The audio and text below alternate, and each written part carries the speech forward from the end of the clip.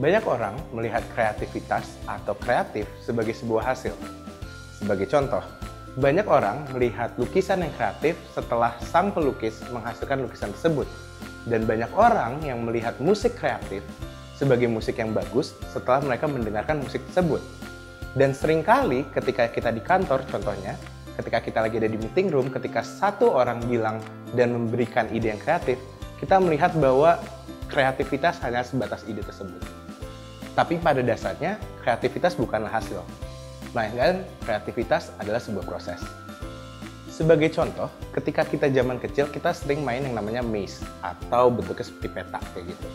Nah, kenyataannya berdasarkan research, ada 4 macam orang yang menyelesaikan permasalahan ini dengan berbeda-beda. Pertama, orang yang memulai dari titik start. Kedua, orang yang memulai dari titik akhir. Ketiga, orang yang melihat map itu dari titik tengah. Dan keempat, orang yang melihat dari pinggiran map tersebut. Kenyataannya, ketika mereka diberikan map yang berbeda-beda, dari yang susah sampai yang paling mudah, tidak ada salah satu jalan yang paling benar. Melainkan mereka bisa menang dan bisa lebih cepat dibandingkan dengan yang lain tergantung dengan bentuk maze yang diberikan. Hal ini menunjukkan bahwa kreativitas bukanlah sebuah jalan atau bukanlah sebuah akhir. Kreativitas bukanlah satu titik yang benar dan yang lain salah. Melainkan kreativitas adalah proses. Proses di mana kita mencari apa saja yang mungkin bisa kita lakukan dan mencoba semuanya. Kenapa? Kenapa kita harus mencoba semuanya? Karena in the end, kita tidak tahu mana yang paling baik dan mana yang paling benar. In the end, kita hanya tahu yang paling benar ketika kita sudah menjalankan semuanya.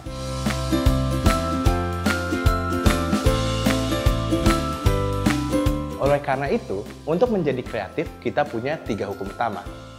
Yang pertama adalah there is nothing right nor wrong.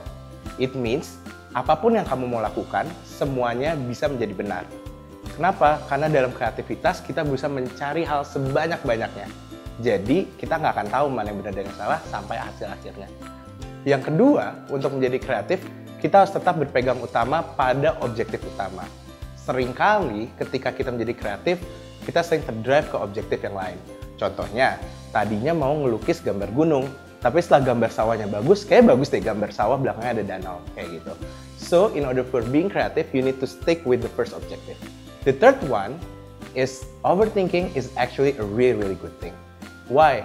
Layaknya seniman, ketika kita mau ngelukis, kalau kita punya semua possibility yang ada, kita bisa naruh semua warna yang ada. Begitu juga sebagai problem solver in the daily life. Ketika kita ngelihat masalah yang ada, ketika kamu overthinking, justru actually it's a good thing.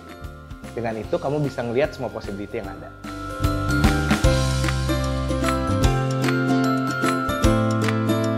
Dalam pola pikir, kenyataannya ada 2 tipe pola pikir.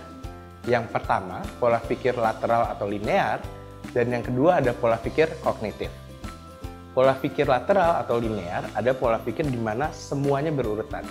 Seperti kamu melihat dari poin A, lalu selanjutnya poin B, selanjutnya poin C. Jadi kita melihat runtutan semuanya. Nah, pola pikir lateral biasanya baik digunakan ketika kita melakukan execution, bukan ketika problem solving.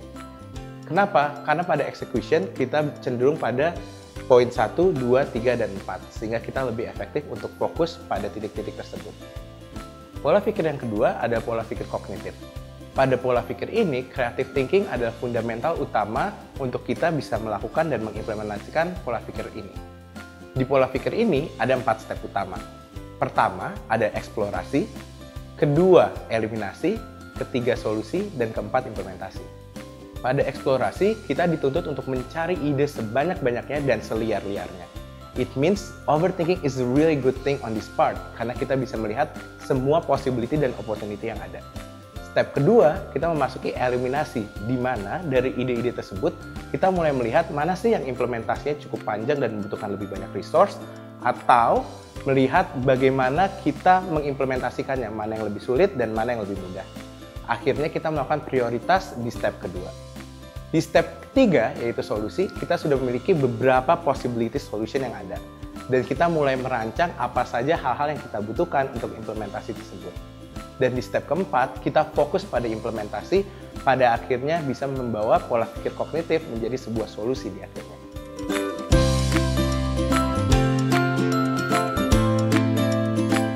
Sebagai penutup, saya akan memberikan summary tentang semua sesi saya hari ini. Pertama, kreatif bukanlah sebuah hasil, melainkan sebuah proses. Dan setiap orang bisa memulai berpikir kreatif sesimpel bagaimana cara saya berpikir yang tidak sama dengan orang-orang di samping saya. And it's actually will make you very easier to implement creative thinking. Dan yang kedua, kita mengetahui tentang pola pikir kognitif. Tidak ada yang salah antara pola pikir linear dan kognitif. Hanya saja kita harus bisa menggunakan keduanya di waktu yang tepat. Gunakan pola pikir linear ketika Anda fokus pada implementasi, sehingga Anda bisa melihat dan menyelesaikan tugas secara checkpoint 1, 2, 3, dan seterusnya.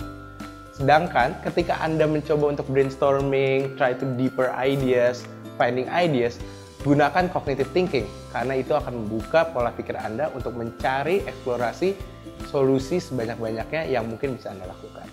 So that's a small tip from me.